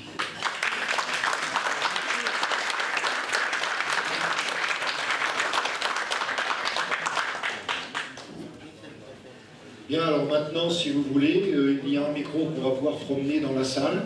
Si vous avez des questions à poser, ou bien des suggestions, des choses comme ça, à vous. Vous levez la main, on va venir vers vous. Moi, j'ai peut-être pas besoin de micro, je vais me déplacer dans la salle. Mais soyez rassurés, il n'y a pas de conflit. Donc Olivier, Roger, monsieur le président de l'association, il faut revenir à la genèse de cette affaire. Alors je me présente en tant qu'élu de Cessoir. On est accusé de tous les maux. Il y a des gens qui ne nous parlent plus, qui nous insultent dans votre association. C'est ça qui est grave. Bon, maintenant, on en reparlera avec Daniel, on en a parlé tout à l'heure. Sachez quand même que la genèse de cette affaire, ça nous vient d'en haut. Nous, on n'a rien demandé. Il y a un plan éolien Île-de-France qui arrive sur Cessoir. Voilà. Ça nous tombe dessus, point barre. On reçoit des gens, plusieurs représentants des éoliens qui viennent nous voir, point barre. Bon, après, il y a changement de mandat. Après ça, ce qui me désole le plus, c'est que les élus, dont je suis, qui est propriétaire, et pas moi, on est élus, mais on n'a pas le droit de voter. Donc d'un seul coup, on se retrouve coupable. Je trouve ça lamentable. Olivier, tu avais raison d'en parler. Les élus ne sont pas coupables. Ça nous tombe dessus. Il n'y a pas de raison qu'on soit insulté, menacé, etc. Qu'est-ce que c'est que cette histoire? Je voudrais savoir où vous voulez en venir. Messieurs. Monsieur Farge. Oui, ben, Monsieur Farge. Rien du tout. Moi, je vais déjà vous répondre sur le premier point. Ouais. C'est un serpent de mer. Sachez, monsieur, que lorsqu'un promoteur éolien téléphone en mairie pour savoir s'il peut installer des éoliennes, lorsque le maire lui répond, et moi personnellement, quand j'étais premier adjoint dans Puy, j'ai répondu non une fois, et les promoteurs sont partis et plus jamais revenus. C'est tout. Quand on dit oui, on assume. C'est vrai qu'à Cancun, vous étiez déjà impacté par... on avait déjà ce qu'il fallait largement. C'est pour dire. Bon, si on était ignorants sur l'affaire. Mais quand vous avez accepté les promoteurs, et après ça se poursuit déjà avec vous au conseil municipal précédent, et que déjà nous avions reçu des associations. On les a reçus. Nous avons déjà reçu des... Voilà, et qu'on avait dit non. Mais ils sont venus nous contacter. Non mais... Après, non mais... On ne peut pas dire non. On n'a pas dit non. On n'a pas dit oui. On n'a pas dit non, on n'a pas dit oui. Et moi, non mais moi, ce que je veux dire là-dessus, c'est que moi, en tant qu'élu, je ne veux pas être accusé de n'importe quoi. Et je ne vois pas pourquoi, dans ces soirs, je n'arrive pas à circuler parce que je suis propriétaire à ces soirs et que je peux être impacté par une éolienne. Voilà. Ça ne m'apparaît pas. Et dans le reportage que vous avez vu, nous avons, nous, en tant qu'association, incriminé tel ou tel. Je vous rappelle que le but de notre association est de lutter sur l'implantation d'un parc industriel éolien. On est sur l'opposition à un projet. On n'est pas sur l'opposition à des personnes. Nous habitons Cessoir, vous habitez Cessoir, et nous sommes là pour vivre ensemble. Donc jamais, que ce soit dans notre acte, me semble-t-il, ou dans le reportage que vous venez de voir, des atteintes aux personnes de notre part ont été formulées. Nous combattons, et vigoureusement, très sincèrement, nous combattons vigoureusement un projet d'installation de parc industriel éolien. Il ne verra jamais dans notre esprit on accuse qui que ce soit. Et je rappelle que les élus sont aux manettes en permanence, et je vois M. Lamenica qui a encore quelque chose à faire. C'est bien évidemment un travail, un engagement personnel. Donc ça, on le respecte tout à fait. On respecte les personnes.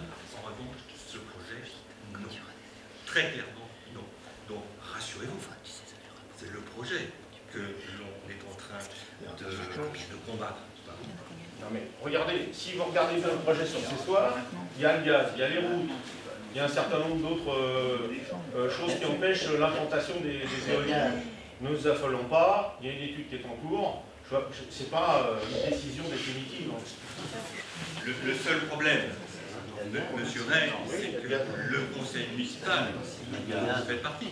Je fais partie du conseil municipal. Le conseil municipal a voté l'autorisation, voilà, l'étude préalable. Mais à partir du moment où l'étude préalable est votée, ça y est, c'est fini. Non. Mais c'est vous, en tant qu'élu, qui avez voté ce projet. Le préfet n'est pour rien là-dedans. Le préfet, il intervient ensuite en aval. La décision, pour l'instant, a été prise avec un nombre restreint de conseillers municipaux, mais la décision est prise. Elle a été votée. Elle fait acte. Oui. Voilà. Oui, mais ce que je veux dire par là, c'est que je ne vois pas pourquoi, nous qui sommes propriétaires, qui n'avons pas voté, nous soyons mis dans un truc terrible à ces soirs, parce que l'ambiance allait être terminée à ces soirs. Je crois que ça fait partie, justement, problématique soulevée par l'implantation des parcs industriels éoliens, c'est la zizanie, le trouble dans les villages. Et dans chaque village, me semble-t-il, on est dans des conflits.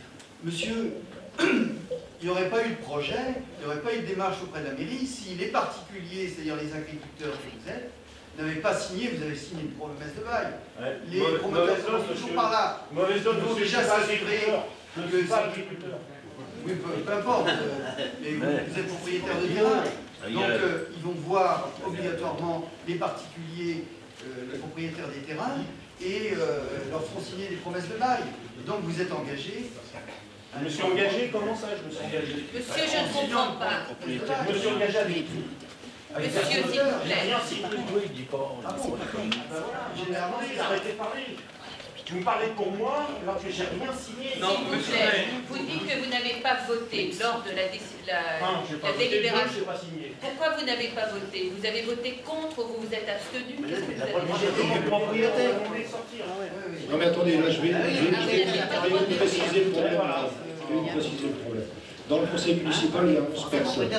Sur les 11 personnes, il y en a 6 qui sont directement concernées, 5 qui sont directement concernés pour être propriétaires de terre. Donc ces gens-là n'ont pas le droit de voter. Donc il en restait 6. Il y a une personne qui s'est abstenue, qui est le premier adjoint, si je me souviens bien, et 5 personnes qui ont voté pour.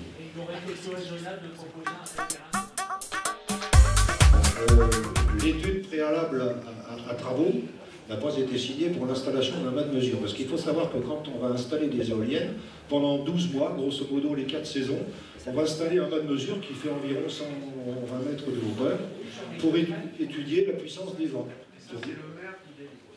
Voilà. Alors le maire ne pourra pas signer ce PV préalable à travaux parce qu'il est directement concerné. Le premier adjoint, qui est M. Burkhardt, s'étant abstenu, ça m'étonnerait qu'il puisse signer ce PV préalable à travaux. Maintenant, il reste le deuxième adjoint, enfin la deuxième adjointe. Voilà. Alors, lorsque ça aura été fait, hein, si on va jusqu'au mât de mesure, après, il y aura l'enquête publique. Et l'enquête publique va générer la totalité, va concerner toutes les communes qui se trouvent autour de Cessois dans un rayon de 6 km.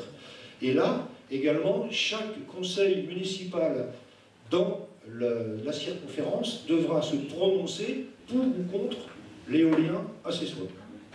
Et une fois que l'enquête publique sera terminée, tout ça, ça va arriver sur le bureau du préfet, j'espère que je ne me trompe pas, et c'est le préfet qui mettra son veto ou qui signera le PV préalable à travaux. Le permis de construire. Voilà, ça c'est le cheminement normal. Ça peut durer 2 ans, 3 ans, 6 ans, 8 ans. On ne sait pas.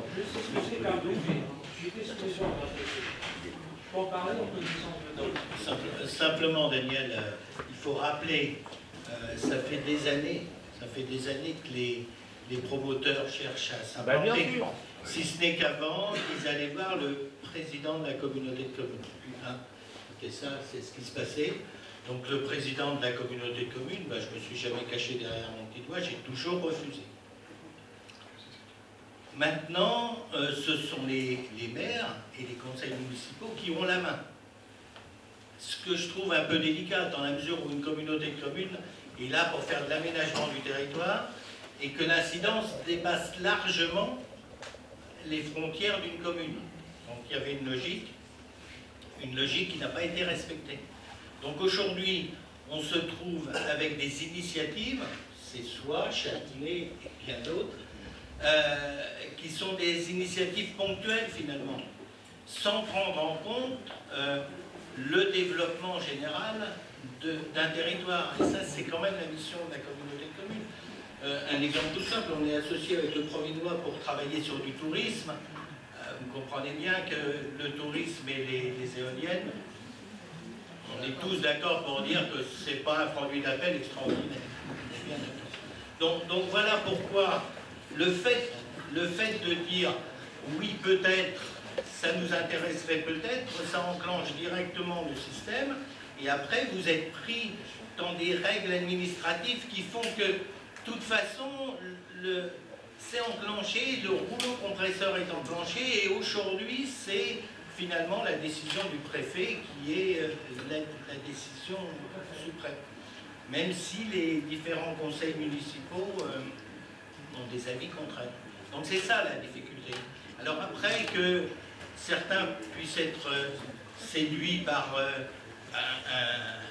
une valorisation de leur patrimoine, à la limite on peut le comprendre, si ce n'est que la dimension des éoliennes impacte sur 10 km. Donc c'est plus une notion de gestion de patrimoine d'un individu ou d'un particulier, mais c'est un problème qui intéresse tout le monde et qui impacte tout le monde. La meilleure preuve, c'est que comment on appelle ça, l'enquête publique. L'enquête publique, c'est 6 km. 6 km, c'est pas rien par rapport à chaque projet. Donc voilà, je pense qu'on est arrivé à des décisions finalement qui ont été prises sans être capable de prendre en compte la portée du problème. Et aujourd'hui, j'ai l'impression, on l'a vécu à Châtenay, j'ai l'impression que les élus ne pensaient pas qu'il y aurait une telle réaction. Une telle réaction, on les a prévenus. Mais une telle réaction parce que ça impacte l'ensemble des propriétés. Et quand on dit les propriétés des gens autour des éoliennes vont être impactées à hauteur de 25 ou 30%, il faut aussi se mettre à la place des habitants. Le jeune ménage qui vient d'acheter une maison et qui d'emblée perd 30%, il faut quand même comprendre qu'il se pose des questions.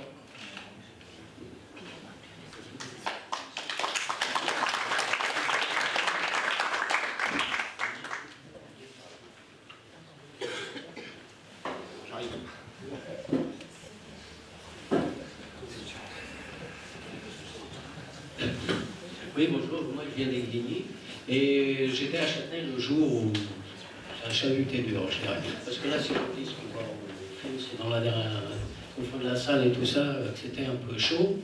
Moi, je suis resté un peu après avec les gens qui étaient venus pour faire leur expo, parce que j'aime bien tout entendre. Et donc, ils m'ont donné des abacs de ce qui se passe en Allemagne. En fait, les éoliens, avec des milliers d'éoliennes, produisent 5% de leur électricité. 5%. À savoir qu'en plus, c'est des sociétés privées. Donc, moi, je suis à mon compte, une société, je sais ce que c'est. Ils nous ont dit que par rapport à ça, par rapport à chaque site, était créée une société, une SARL, ou URL, ou ce qu'on veut, à une société donc à responsabilité limitée. Et ils sont pas fous. Donc, à partir de là, en fait, 2 ou 3 ans après, cette société fait un dépôt de bilan, parce qu'il ne peut pas entretenir et autres. Et ensuite, à qui est la charge? Okay. Moi, j'ai mes beaux-parents en Vendée. La dernière fois, j'y suis allé. Il y en avait le long de la côte. Manque de peau, il y en avait une qui avait une fuite d'huile. Ah bah ouais, elle fuyait dans le sol. Hein. Et puis, on attendait que la société elle vienne à réparer. Ah oui, mais réparer, ça coûte cher. Est-ce que l'éolien, est-ce qu'il y a une rentabilité? Parce que tout ça, c'est des actionnaires qui veulent une rentabilité. C'est pour ça que j'ai du mal à faire la jonction entre le privé actuellement des éoliens et l'État. Vous voyez ce que je veux dire? Parce que c'est pas du tout la même finalité. L'État n'est pas là pour faire des bénéfices. Okay, donc aujourd'hui, c'est beaucoup de la mode privatisée. À la limite, ce serait EDF qui le ferait. Je comprendrais presque. Okay, en l'occurrence, on a sur notre facture une ligne que vous avez démontrée, comme quoi on paye pour de la recherche. Moi, j'ai jamais vu une société moi je suis à mon compte, je ne fais pas payer mes clients pour un projet que je vais faire. En général, je le finance et ensuite je le fais payer. Et aujourd'hui, on est totalement dans l'inverse. Donc, je commence à avoir des doutes sur si c'est vraiment légitime. Franchement, moi, quelque part, ça m'inquiète, parce qu'aujourd'hui, elles sont belles, elles sont toutes blanches, toutes belles. J'ai vu des films de science-fiction où il y avait c'était pas ça, c'était d'autres choses. Mais enfin, c'était de la ferraille. Et je travaille, moi je suis mécanicien, mais je fais de la mécanique de précision. Alors je peux vous dire que la mécanique qu'il y a là-dedans, c'est des roulements, c'est tout ce qui est translation et autres, et quand ça commence à pas fonctionner, bonjour les dégâts, l'EDF, d'autre part il y a le gouvernement qui lance aussi l'OPR, ok. Moi j'ai travaillé aussi pour le nucléaire, pour CGLEC, donc je peux vous dire qu'à travers la COGEMA, il y avait des tonneaux et des tonneaux et des tonneaux d'uranium qui sont enfouis dans des... Enfin, on marche peut-être dessus, là, hein. Ils sont enfouis un peu partout. L'avantage de l'OPR, c'est qu'on peut reprendre cet uranium et l'appauvrir de nouveau. Donc, quelque part, bon, moi, je ne suis pas pour le nucléaire, hein, ok. Mais comme on est dans une époque où il faut de l'électricité, au moins, eh ben, usons déjà ce qu'on a là sous nos pieds. Hein. À mon sens, c'est peut-être ce qu'il y a de mieux. Il faut savoir aussi, si vous voulez, qu'il y a eu un démantèlement d'un parc de 14 000 éoliennes aux États-Unis. C'est devenu un vrai champ de ruines. Qui pourrissent sur place. Qui veut prendre la parole derrière? Qui a une question? Je voudrais juste insister sur une chose. Il y a des gens qui ont effectivement très bon esprit en disant on est en train de sauver la planète. Grâce à ça, on va sauver la planète. Il faut se dire que la France, on l'a dit là dans le reportage, ça a été rapide, produit en excédent et exporte dans tous les pays autour d'elle, etc. Alors, il y a des échanges, mais on exporte plus qu'on importe. Et donc, c'est absolument pas utile, je veux dire, d'avoir ces énergies renouvelables, sauf si c'est pour faire plaisir aux Khmer verts, etc. Hein, donc, on a un excédent avec le nucléaire, qui ne peut pas faire la totalité comme on le sait, hein, parce qu'il faut une réponse. On l'a dit très bien là, il faut que tout soit toujours en équilibre, sinon il y a un blackout, il y a coupure de courant. Donc il faut toujours que la production soit ajustée avec la consommation. Dès que les gens se rasent le matin à 8 h, il y a une demande d'électricité, il faut pouvoir, s'il n'y a pas de vent, c'est le blackout. Donc il faut mettre, ce qu'on a dit tout à l'heure, on ne peut pas mettre du nucléaire parce que c'est un système très très lent de démarrage. Donc il faut quelque chose de rapide, c'est-à-dire du gaz. Hein, ou alors du charbon pour les Allemands, ou du lignite, ce qui est encore plus polluant. Voilà.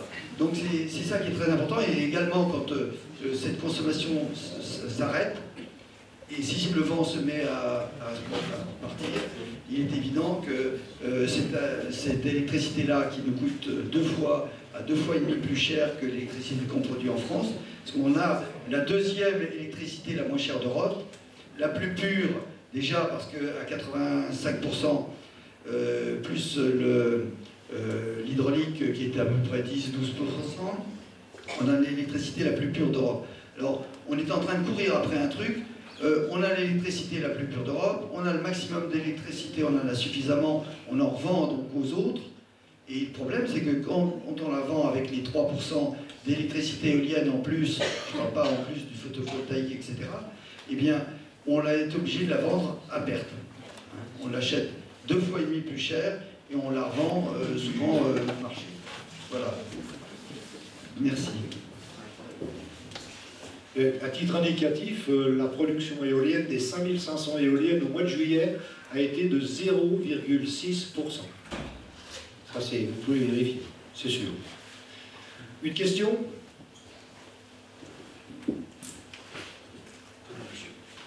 Je voudrais revenir simplement sur la zizanie à ces soins. Je ne pense pas qu'elle durera et qu'elle sera très sérieuse. Je suis rassuré, Daniel. Je pense que cette zizanie a quand même une explication et je voudrais faire un reproche amical à la mairie, au personnel de la mairie, c'est que lorsque cette décision a été prise, la commune, les membres de la commune, les membres de ses citoyens n'ont pas été suffisamment informés et il en est résulté un désordre intellectuel. Chacun ne savait pas très bien où on allait et surtout, on ne savait pas exactement toutes les conséquences, toutes les conditions requises pour une éolienne. Actuellement, et là maintenant je voudrais terminer simplement en vous remerciant parce que le travail que vous avez fait est considérable. Maintenant, la plupart des citoyens qui sont ici savent ce que c'est qu'une éolienne et comment ça fonctionne et quels sont les avantages et quels sont les inconvénients. Et je pense qu'à partir de là, on pourra faire du bon travail. Si j'avais un vœu à formuler, ce serait que le début de votre travail soit reproduit, soit diffusé, soit communiqué à un maximum de personnes pour qu'on sache bien ce que c'est que les éoliennes et que ce ne soit pas ensuite un dialogue de sourds pour ceux qui sont pour et qui sont contre sans savoir exactement en quoi ça consiste. Propos de M. l'avocat, je vous donne la parole. En tant que citoyen de base, que pouvons-nous faire pour vous aider?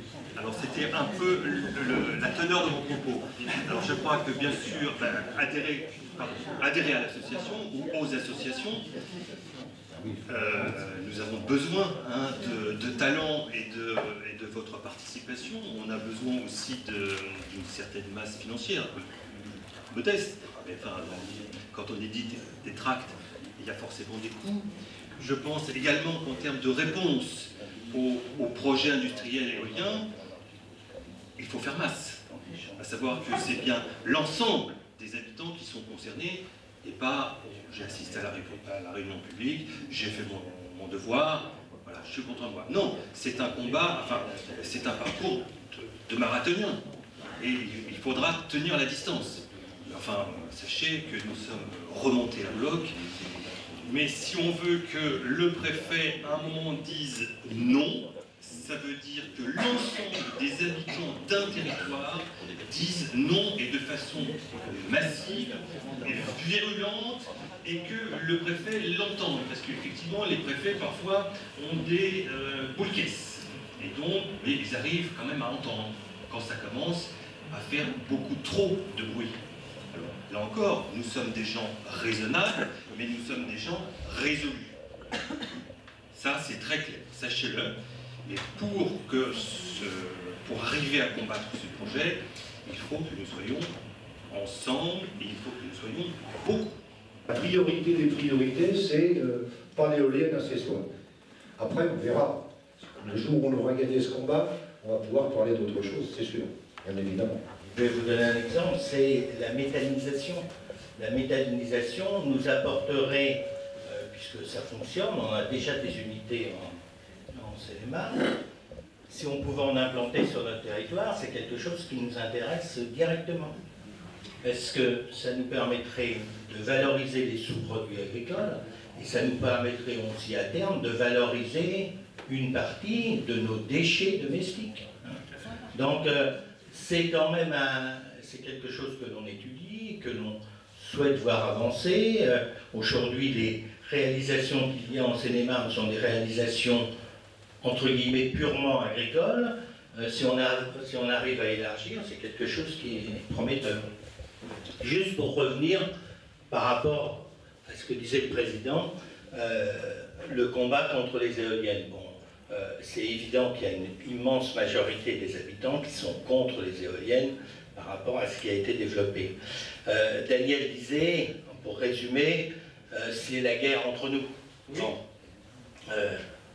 Je dirais que c'est dommage, mais c'est inévitable. C'est dommage, mais inévitable. On a eu une réunion à Châtenay où on a vu que je me suis permis d'arrêter parce que ça serait sans doute pas bien terminé. Il faut aussi que vous sachiez les uns et les autres que à partir du moment où on ne veut pas d'éolien sur notre territoire, on sera bien obligé de combattre le projet et on sera bien obligé de prendre des hommes de l'art pour combattre le projet. Donc on va se dire les choses, il y aura des avocats d'engagés, des procédures d'engagés, forcément sur chaque projet. Donc il faut le dire dès maintenant, il y aura des procédures d'engagés pour essayer de limiter l'implantation, de ne pas avoir l'implantation d'éoliennes. Donc on ne sera pas fâché pour autant, mais c'est la règle du jeu. C'est la règle du jeu parce que il faut gagner administrativement. Alors, il n'y a pas de pugilat. Et Philippe Hulot a bien conclu tout à l'heure en disant il espère avoir des informations pour que tout aille bien.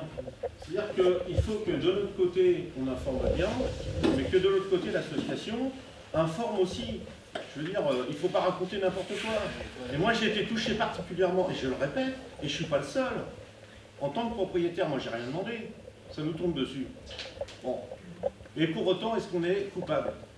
C'est ça. Non, mais je crois, Daniel, je te disais, c'est inévitable, mais il faut aussi comprendre que les informations ne filtrent pas forcément, qu'il y a eu un certain nombre de décisions de prise que les habitants ne connaissent pas, et on va un peu à la chasse aux informations, quand même, il faut le dire. Mais l'association, on se connaît un petit peu quand même. Monsieur Farr, on se connaît. Bon, le premier des clients qui a été publié dans ces soirs était un truc un peu exagéré. Je veux dire, les éoliennes en plein milieu du village, non, c'est pas ça. Oui, mais Daniel, il faut se dire les choses, on se connaît depuis longtemps. Ah oui. Bon, et si on ne veut pas d'éoliennes, et j'en fais partie, voilà. Si on ne veut pas d'éoliennes, il faut bien mobiliser la population. Je vais te donner un exemple à Châtenay. Je vais te donner un exemple simplement à Châtenay. Pendant des mois, les choses se sont faites complètement en sous-marin, et alors quand le projet est ressorti, il a été quasiment incontrôlable parce qu'il n'y a pas eu d'information de la part des communes.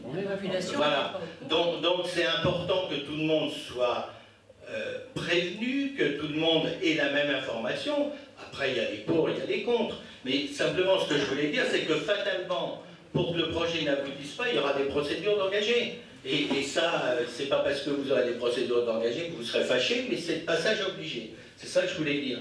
Par contre, ce soir, alors là, je suis tout à fait d'accord avec toi, Daniel, on a eu une réunion, on a pu se parler, on a pu discuter. Donc, on est tous d'accord pour que tout le monde se respecte en tant que tel. Mais voilà, bon, mais chacun défend avec conviction, c'est... Il y en a quand même un dans la salle tout à l'heure qui m'a dit voter. Non, bah écoute Daniel, je vais te dire, très franchement, ça s'est très bien passé parce que à Châtenay, et je répète, Châtenay, c'était pas organisé par des associations, c'était organisé par le promoteur. C'est le promoteur qui a invité, et forcément dans la salle, il y avait les associations qui se sont fait entendre. C'était bien normal. Dans les énergies renouvelables, il y a donc l'eau. Pas de problème, ça ne pollue pas, il y en a pas en quantité, mais il y en a. Il y a l'éolien, on n'en a pas suffisamment parlé. Il y a le photovoltaïque, je vous en ai dit en deux mots. En plus, on est au nord de la Loire, une région où il n'y a théoriquement pas suffisamment de soleil. Hein, donc c'est encore un peu une aberration. C'est comme mettre des éoliennes dans notre région ou dans d'autres régions. Ce qui les intéresse, ce sont des promoteurs, des marchands, des commerciaux. Donc ils veulent vendre des frigidaires en Alaska, qu'ils en aient besoin ou pas, ça c'est pas leur problème.